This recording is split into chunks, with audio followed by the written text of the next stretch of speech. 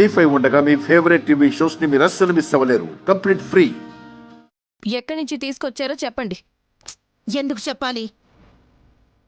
ఎందుకంటే పెద్ద బుట్టమ్మ మనిషి కాదని, పావని నాన్న కూడా చెప్పారు కదమ్మా. జోగయ్య శాస్త్రి గారేమో శవాన్ని పూడ్చిపెట్టామని అన్నారు. పూడ్చి అంటే ఆ శంఖాన్ని మీరెలా తీసుకురాగలుగుతారు?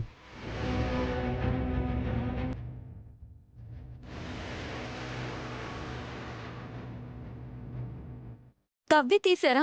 ఇంకెలా తీస్తారు?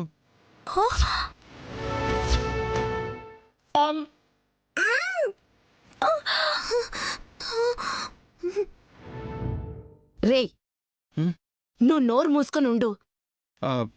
గోతులు తవ్వడానికి మనమేమైనా దొంగలా? కాదా? రేయ్, మీరు తవ్వకుండా ఆ శంఖం ఎలా తీసుకొచ్చారని డౌట్ అత్తయ్యా. దొరికింది. అవును, దొరికింది. అత్తయ్య ఎలా అంటే అలా అనకండి బావగారు.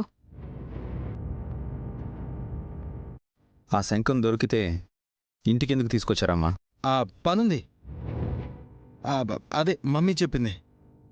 ఏం చేద్దామనమ్మా? రేపు చెప్తాను. ఆ సంచిలో ఇంకా ఏమున్నాయి అత్తయ్య?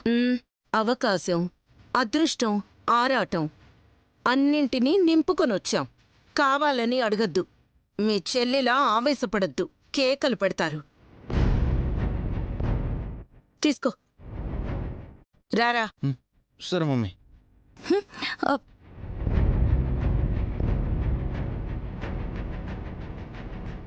వీళ్ళు ఊరికే ఉండరు.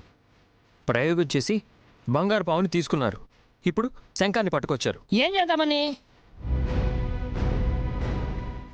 ఏం చేసినా పర్వాలేదు, పిల్లల జోలికి రాకపోతే చాలు మావయ్య. భయపడిపోయింది చిట్టి.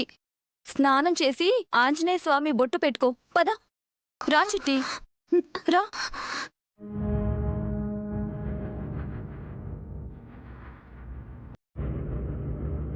శంఖంతో పిల్లల జాతకం భవిష్యత్తు చెప్పొచ్చు కదా.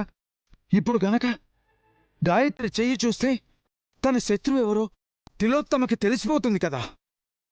అవును స్వామి, కాని పుట్టుల నుండి వెళ్ళిపోయిన నాగులమ్మ అంటే పెద్ద పుట్టమ్మ ఊరికే ఉండదు స్వామి, పగబడుతుంది. గా శంఖం కోసం దేవులాడుతుంది. దాన్ని ముట్టుకున్నోళ్ళని కాటేస్తుంది. అంటే తిలోత్తమమ్మను కాటేస్తుందా? పాము వచ్చినప్పుడు ఆ శంఖం ఎవరి చేతిలో ఉంటే వాళ్ళని కాటేస్తుంది స్వామి. శంఖం సంగతి సరే, మరి ఆ కుబుసం మాట ఏమిటి?